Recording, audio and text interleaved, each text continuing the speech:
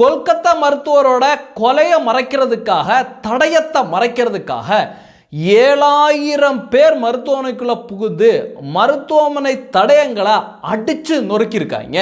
இறந்து போன சகோதரி எழுதிய டைரி குறிப்புகள் கிடைச்சிருக்கு. இது மிகப்பெரிய பரபரப்பை ஏற்படுத்தியிருக்கு. இதெல்லாம் பற்றி இந்த பதிவில் விரிவாக பார்த்துடலாம்.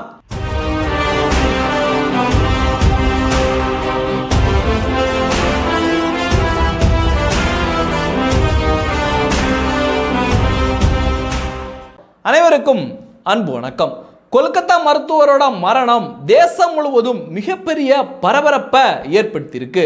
அதுவும் அந்த சகோதரியோட அப்பா கொடுத்திருக்கின்ற வாக்கு மூலம் பேசப்படுகின்ற வாக்கு மூலமா மாறி இருக்கு. குறிப்பா அவர் என்ன சொல்லியிருக்காருன்னா, இந்த மருத்துவமனை நிர்வாகத்தின் மீது எனக்கு மிகப்பெரிய சந்தேகம் இருக்கு.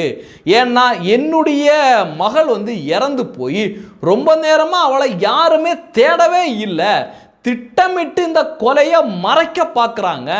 குறிப்பா இந்த மாநிலத்தை ஆட்சி செய்கிற மம்தா பானர்ஜி மீது எங்களுக்கு எந்தவித நம்பிக்கையும் கிடையாது அப்படின்னு அவர் இன்னைக்கு சொல்லியிருக்காரு. ஏன்னா மம்தா பானர்ஜிக்கும் திரிணாமுல் காங்கிரஸுக்கும் இந்த கல்லூரியோட முதல்வராக இருக்கார்ல, அவருக்கும் மிகப்பெரிய தொடர்புகள் இருந்திருக்கு. அதனால தான் இந்த கொலை நடந்த உடனே இவர் நாடக பாங்கா நான் ரிசைன் பண்ணுறேன் அப்படின்னு நாடகத்தை போட்டு உடனடியாக இங்கேருந்து ரிசைன் பண்ண உடனே மம்தா பானர்ஜி தலைமையிலான இந்த திரிணாமுல் அரசு உடனடியாக அவருக்கு வேற இடத்துல வேற இன்னொரு மருத்துவக் கல்லூரியில் பிரின்சிபாலாக பதவி இடமாற்றம் பண்ணியிருக்காங்க அப்படிங்கிற குற்றச்சாட்டையும் இன்னைக்கு முன் வச்சுட்டு வர்றாங்க. அடுத்து என்ன சொல்றாங்கன்னா, நியாயமான கேள்விகளை கேட்குறாங்க.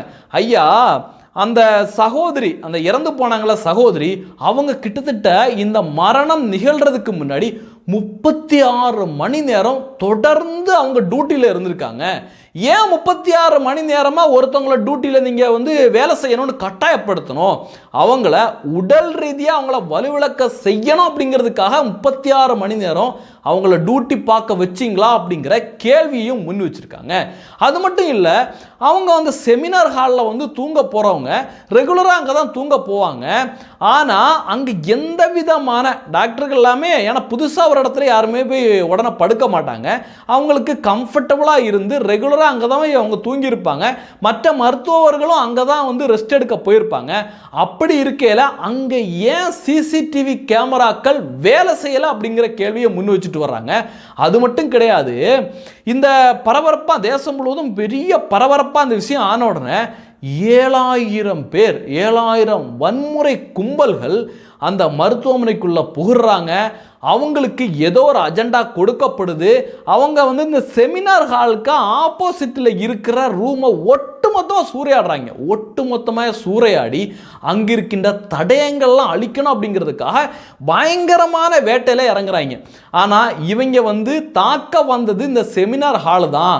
ஆனால் அவங்களுக்கு சரியான தகவல் கொடுக்காததுனால அவங்க வேற இடத்த தாக்கிட்டு போயிட்டாங்க அப்படிங்கிற ஒரு தகவல் கூட இப்போ தொடர்ந்து வெளிவந்துட்டு இருக்கு. அது மட்டும் கிடையாது, கொல்கத்தாவில் போராடிட்டு இருக்க, வெஸ்ட் பெங்காலில் போராடிட்டு இருக்க ஒவ்வொரு சகோதரியோட வார்த்தையும் என்னவா இருக்குன்னா, நிச்சயமாக மம்தா பானர்ஜி பதவி விலகியே ஆகணும். இவங்க எங்களுடைய மாநிலத்தை ஆள்றதுக்கு எந்த தகுதியும் இவங்களுக்கு கிடையாது அப்படிங்கிற குரல்கள் ஒலிச்சுக்கிட்டு இருக்கு. It comes under state government. You are protesting against your government. This time I want punishment to be as heinous as the crime was. இப்படி பரபரப்பான நேரத்தில் அவங்க எழுதின டைரி இன்னைக்கு கிடைச்சிருக்கு. என்ன எழுதியிருக்காங்கன்னா, இந்த மருத்துவ படிப்பில் நிச்சயமாக நான் கோல்டு மெடல் வாங்குவேன், அதுதான் என்னுடைய லட்சியம் அப்படின்னு அவங்க டைரி குறிப்பில் எழுதியிருக்காங்க. இதெல்லாம் பார்க்க மேலும் போராட்டத்தோட சூடு அதிகரிச்சுட்டே இருக்கு. கொல்கத்தாவில் மிகப்பெரிய போராட்ட களமாகவே மாறி இருக்கு. ஒட்டுமொத்த வெஸ்ட் பெங்காலும் இதற்கு எதிரான போராட்டத்தை முன்னெடுத்துட்டு இருக்காங்க. இதைத் தொடர்ந்து மம்தா பானர்ஜி இந்த போராட்டக்காரர்கள் மீதெல்லாம் கண்மூடித்தனமாக தாக்குதல் நடத்தி பொய் வழக்க போடுற ஒரு கேவலமான அரசியல் கூட அங்கே நடந்துட்டு இருக்கு. இவ்வளோ பிரச்சனை நடக்குது. இந்தியா முழுவதும் வேலை நிறுத்தத்தில் ஈடுபட்டிருக்காங்க, மருத்துவர்கள் எல்லாமே கொதித்து எழுந்திருக்காங்க. ஆனால் இந்த பிரச்சனையெல்லாம் இந்தியாவிலேயே நடக்காதது மாதிரியும், இந்த பிரச்சனையெல்லாம் தங்களுக்கு எதுவுமே தெரியாதது மாதிரி இருந்துட்டு இருக்காங்க. ராகுல் காந்தியும் பிரியங்கா காந்தியும் திமுகவோட மகளிர் அணி தலைவராக இருக்கிற கனிமொழி அவர்களும்.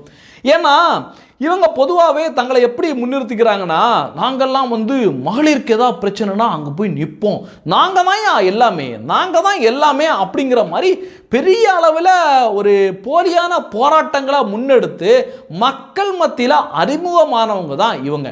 ஆனால் இந்த பப்பு ராகுல் காந்தியாக இருக்கட்டும், பிரியங்கா காந்தியாக இருக்கட்டும், இந்த கனிமொழியாக இருக்கட்டும், இவங்க யாருமே வாயை திறக்கலை, வாய் மூடி அமைதியாக இருக்காங்க.